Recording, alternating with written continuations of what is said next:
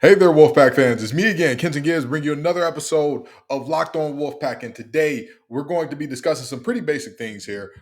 Number one, the reaction to NC State dropping 18 or to 18 in the media polls, as well as the line for the Charleston Southern game currently sits at having NC State at 44.5 point favorites. I'm going to tell you whether or not you should take that bet and why.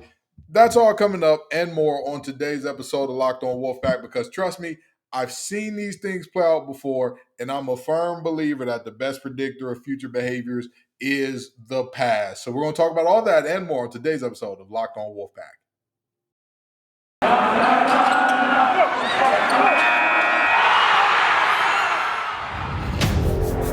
You are Locked On Wolfpack, your daily podcast on the NC State Wolfpack. Part of the Locked On Podcast Network, your team every day.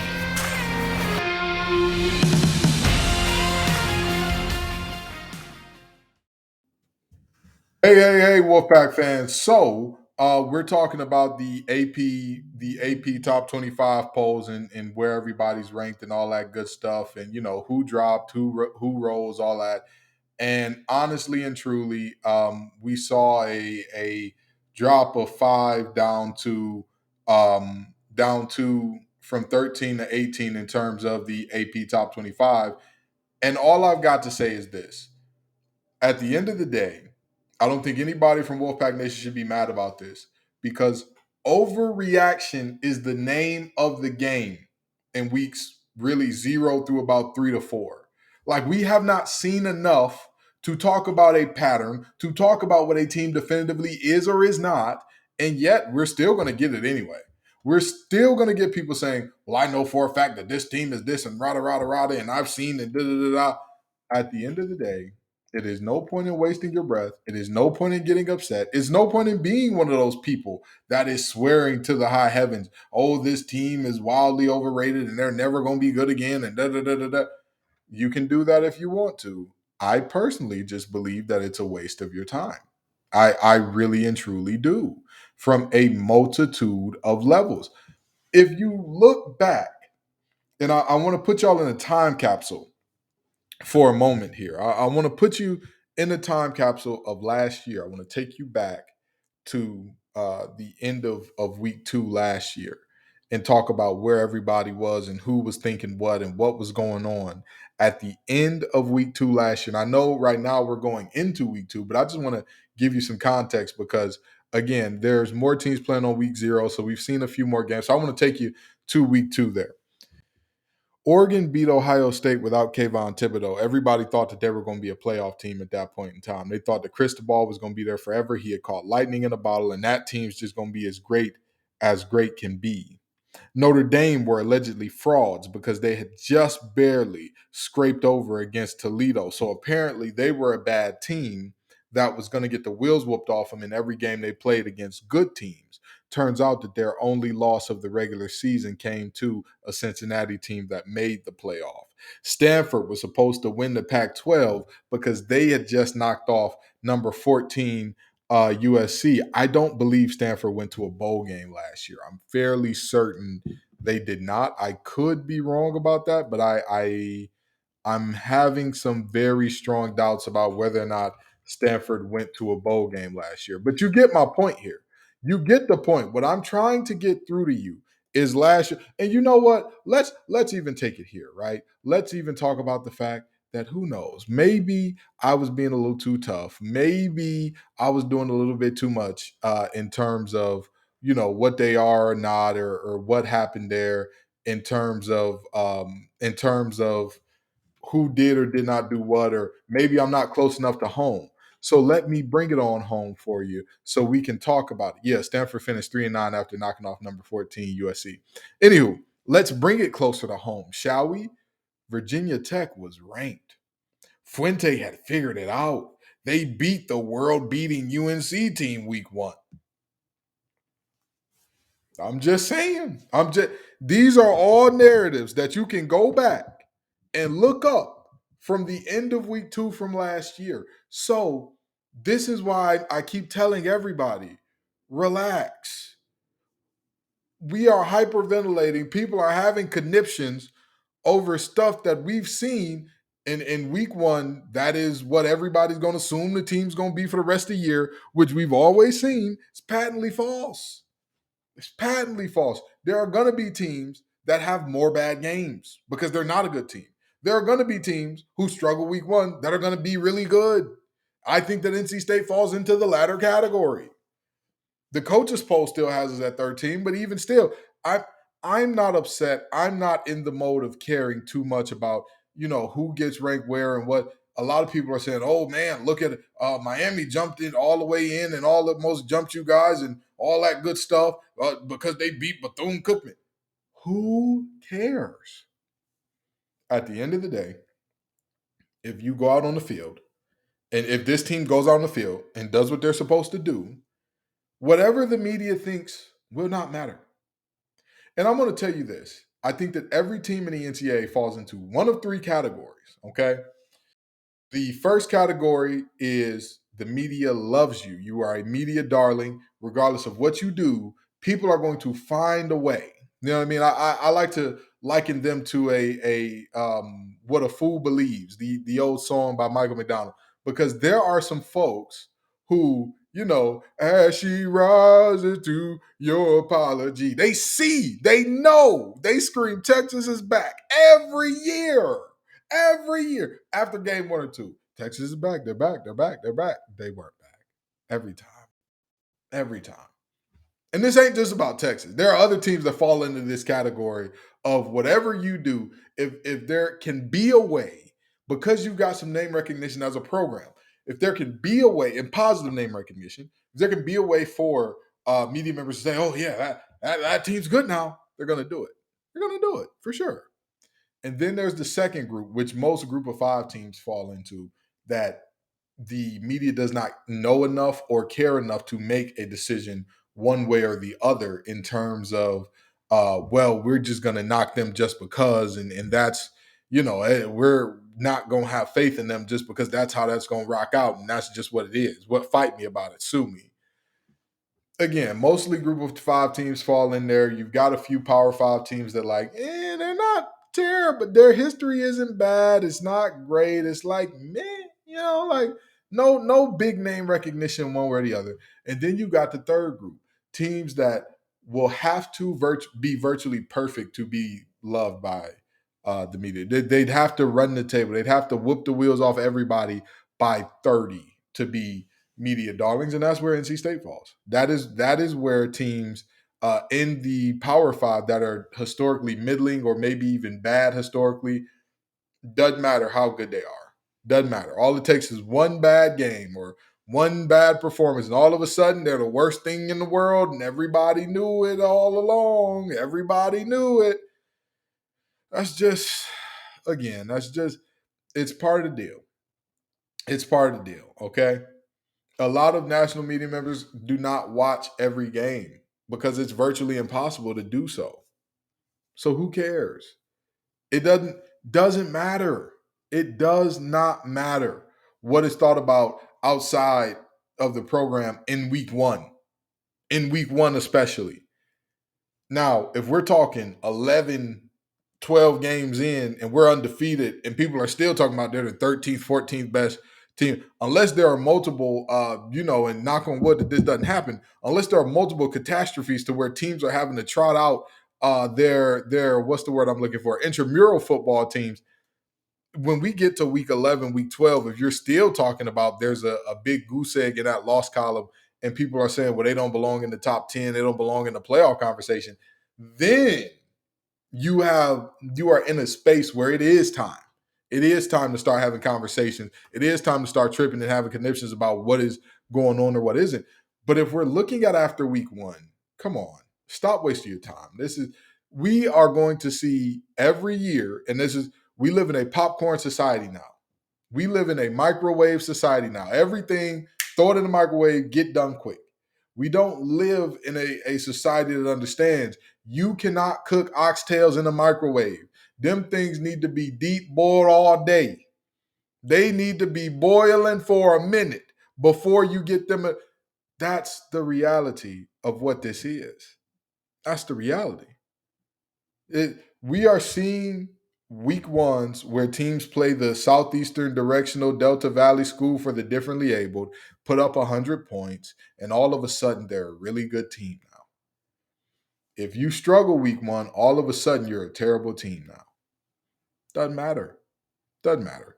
This team still has every single thing it wants in front of them. Every single thing that it wants in front of them. So we'll be getting into a little bit of the betting odds next, but while we're talking about that type of stuff, I got to tell you about Underdog Fantasy. This episode is brought to you by Underdog Fantasy, the easiest place to spice up college football season. It is easy to play. You could win some cold hard cash in a single game, and Underdog has investment backing from Mark Cuban, Kevin Durant, Adam Schefter, and more. They've always been focused on building superior products for a fun user experience, and hosts should implement their experience as far as what you're looking for or what you're going for in your fantasy pools. So, with that being said, sign up with the promo code Locked On, and Underdog will double your first deposit up to $100. Deposit 100, get 100 free. Go to underdogfantasy.com or find the Underdog Fantasy app in the App Store or Google Play Store. CTA is the fact of the matter is Underdog Fantasy, promo code Locked On. Get in on the college pick'em action today. So I hope that I've made it clear. I hope that I've made it, very abundantly clear that week ones and all that good stuff and all those rankings, they shouldn't be jumping out the gym. It shouldn't be something that you're, just yelling and screaming about and all that good stuff. And it just is what it is. Now let's get into that 44.5 point favorite against against Charleston Southern. Now here's the thing, and I know some of y'all are not gonna like this. Some of y'all are gonna get upset at me for saying this. Some of y'all are gonna hope that I'm wrong and all that good stuff. But honestly and truly, I think it's a good thing that this is the case. I do not see a world where state clears that in terms of the spread. I don't see state covering that spread. I'm sorry. I'm sorry. And this has nothing to do with NC State being bad. This has nothing to do with a belief that, oh, they can't get the job done. However, historically, Doran has shown a lot of mercy um, to FCS teams. That's just a fact. That's just a fact. Throughout his history as the head coach of NC State has won 6 games by 40 points or more. One of them was in conference against Louisville. One was against Presbyterian. One was against, and I believe Presbyterian was the only FCS team out of the group. Oh no, Western Carolina. I'm not sure if Western Carolina is. Yeah, I believe Western Carolina is still FCS. So yes, Western Carolina and Presbyterian are the only ones.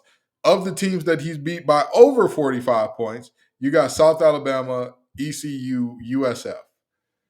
The reality is, Doran has always shown a ton of compassion for those FCS schools. And when he gets up enough, when it is clear that the brakes have been beaten off a team, he calls off the dogs.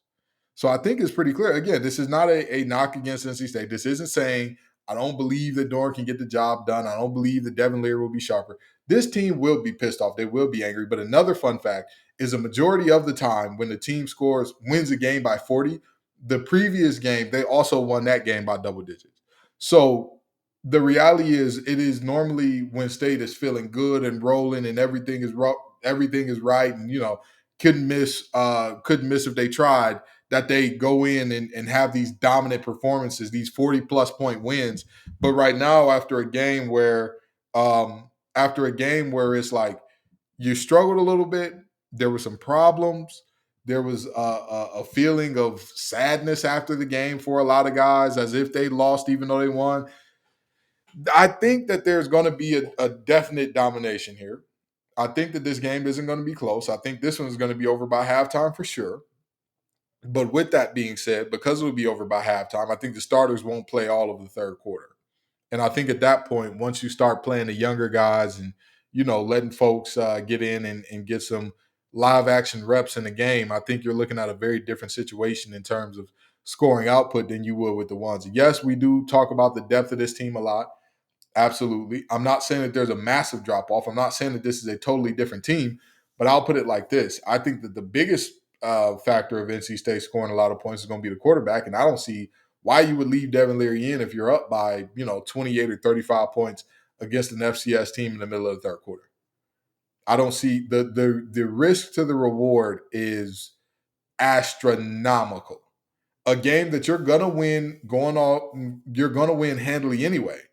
Why would you risk your quarterback getting hurt for that? You wouldn't. It doesn't make sense. So if you're a bettor, I would definitely go with Charleston Southern to have the game be closer than 45 points. I think that's pretty safe to say.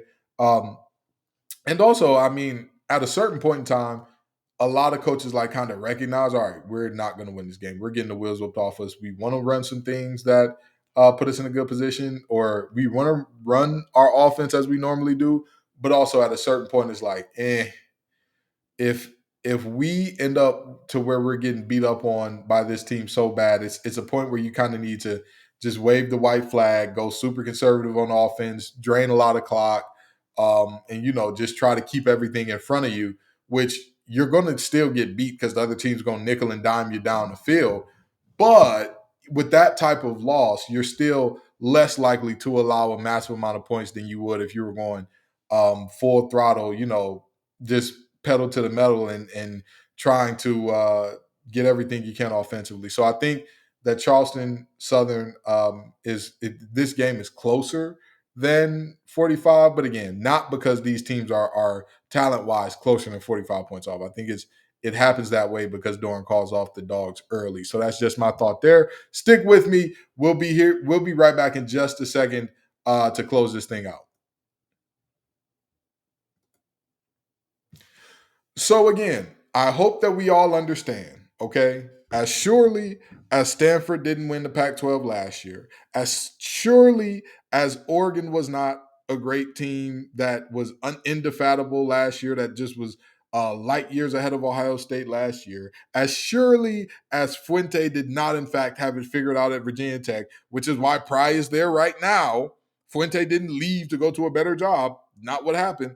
As surely as Notre Dame was not frauds last year, as surely as all those things exist, is how assured you can be that this is a small sample size, an extremely small sample size, a sample size so small that I would say that there is not enough evidence to make me believe some of the things that I saw on Saturday are permanent. The sample size I've seen of Devin Leary and what he can do at, by and large, is not what we saw Saturday. Again, what we saw Saturday was the worst him in 1,000 games. So 1,000 days, rather. So I'm not going to, be too broken up, torn up, and upset about that thing. Listen, it happens. Sometimes every game's not going to be a great game. They survived. They got out with a win. Move on. Doesn't matter where they rank you. And as far as that 44.5 points spread goes, again, I'm not taking that. I would not take it. I just think that there is way too much.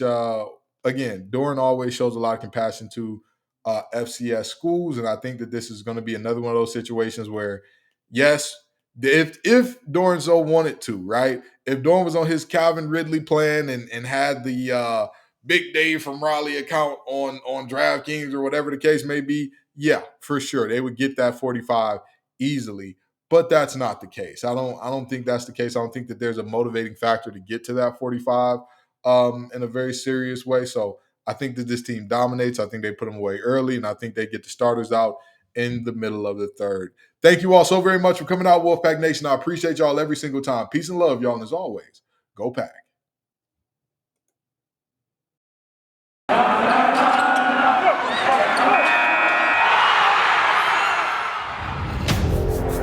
You are Locked On Wolfpack, your daily podcast on the NC State Wolfpack, part of the Locked On Podcast Network, your team every day.